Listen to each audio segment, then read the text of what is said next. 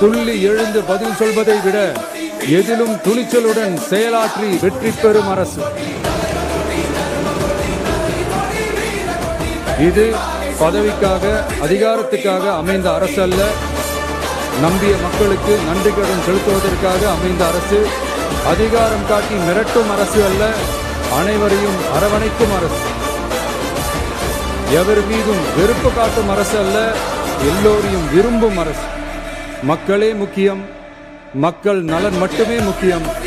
அதுவே எங்கள் ஒரே நிலைப்பாடு. எனவே மனசாட்சி உள்ள மக்களாட்சிக்கு ஆதரவளித்த அனைவருக்கும் மீண்டும் என்னுடைய நன்றியை தெரிவித்துக் கொள்கிறேன்.